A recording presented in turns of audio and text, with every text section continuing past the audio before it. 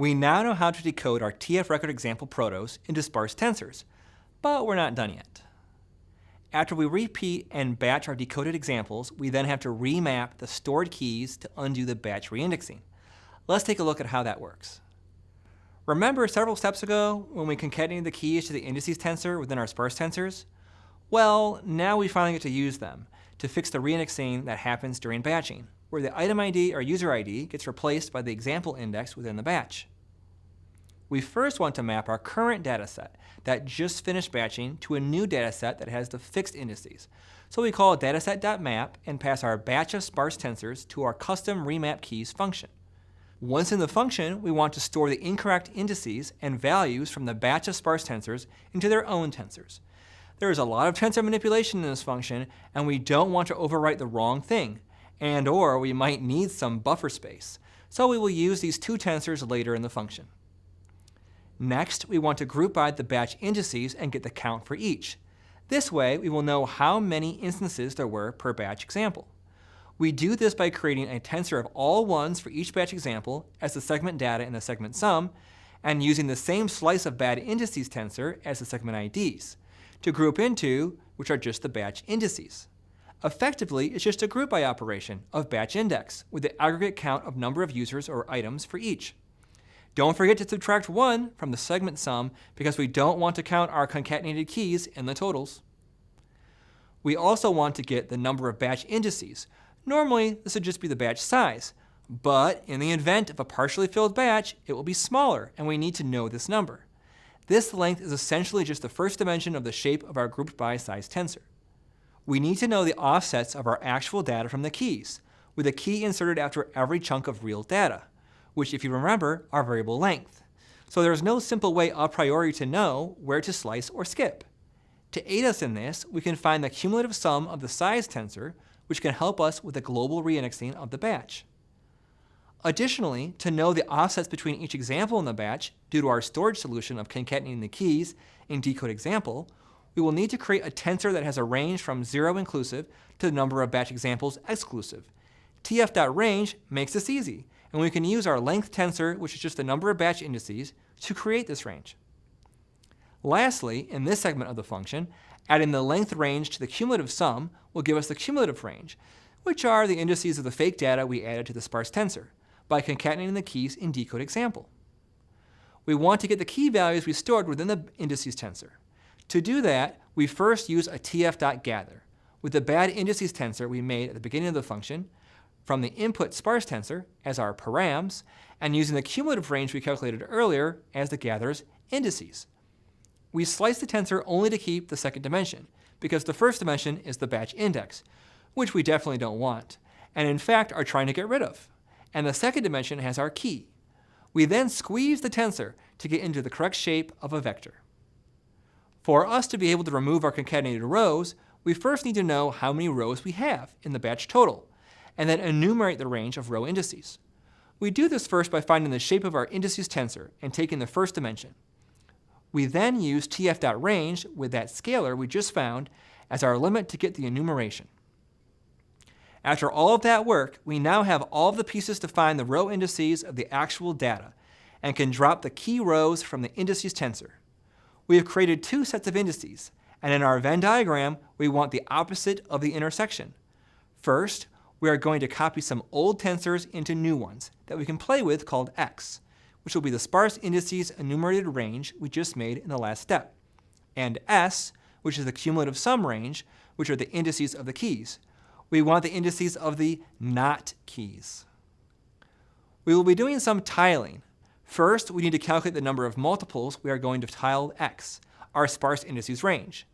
We do this by first finding the shape of x, and finding the shape of that will essentially be the number of dimensions of x, and creating a tensor of ones of that shape. This is concatenated with the shape of s, our cumulative sum range, which is just the number of keys. Now that we know how many times we want to tile x, let's tile it. First, we are going to expand dims x into a rank 2 tensor by adding a dimension to the end. We then are going to tile that tensor a tile multiple number of times, calculated from above.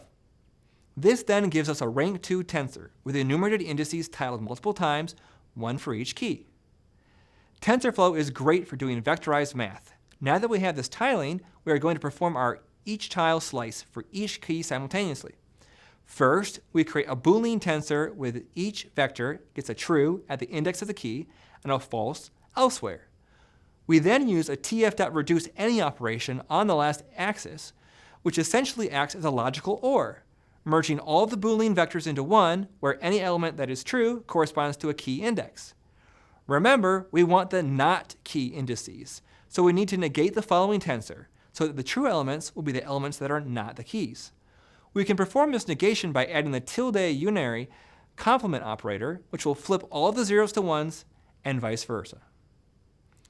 What to do with these Boolean masks that give the not key indices? We can apply them to one of the original tensors we created, the bad indices tensor, which has the original indices tensor that got messed up during batching. We can simply use tf.booleanmask to apply it to our tensor, which will return the indices from our actual data and drop the keys that we concatenated in. Did we do all of this work to just throw the keys out anyway? Not at all. We'll be using them in just a moment, but first we had to extract the actual indices data.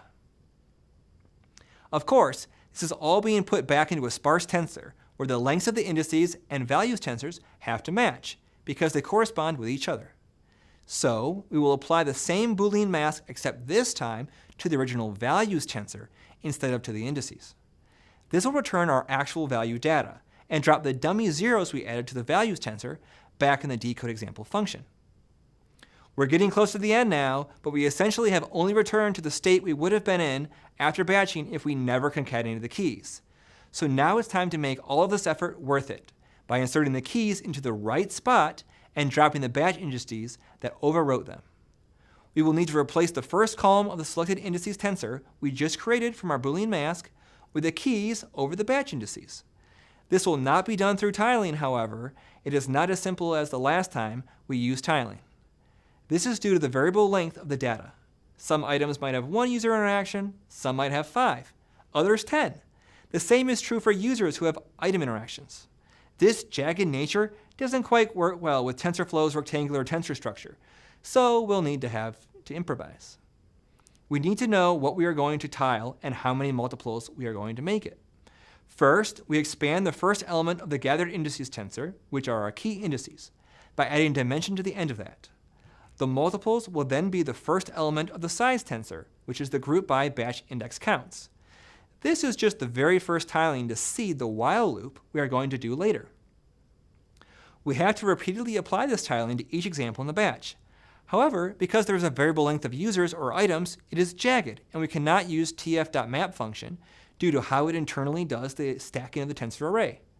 So instead, we are going to create our own version of tf.map function by creating a loop body that we will use in a while loop in the next step.